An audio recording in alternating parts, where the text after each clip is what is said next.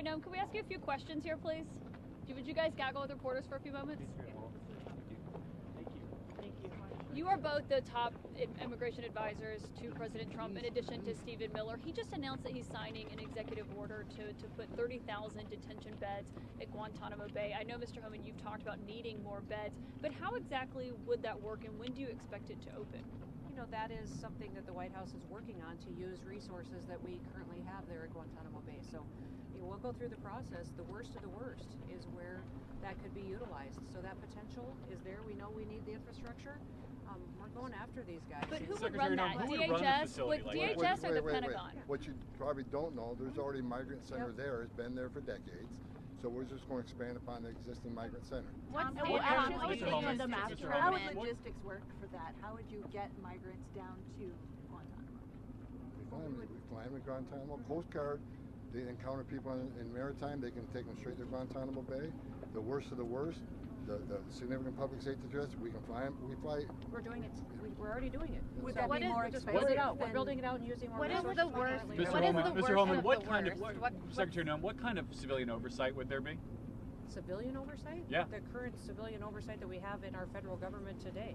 We had an election in November that clearly said the American people don't want these criminals and dangerous individuals on our streets anymore. We're taking care of it at the Madam Secretary, what's your message for Polish Americans who voted for President Trump and may have neighbors or family members who are undocumented, who are illegally here? Listen, the law applies to everybody. It applies to American citizens. It applies to people who come into this country illegally. You will be held accountable for breaking our laws. Will you focus on people who your question earlier, relations at all? Go ahead, Mr. ICE has the highest detention standards in the industry.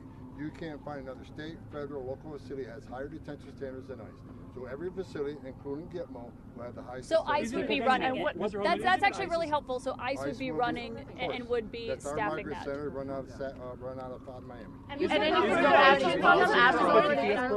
Holman, isn't it You ICE's? all are spending your time today covering Laken Riley and her family and this bill and the tools that it's going to give to make sure that families don't have to go through that again. Well, on his We're covering that. On One question that we'd like to ask is if you have a sense of how much money it will cost, how much money will be invested in this bill or the facility? In the facility at Guantanamo Bay that the We're working president on that announced. with reconciliation and appropriators in the House. Are you finishing? And any actions we're taking on those Isn't it ICE's policy to house people close to their families?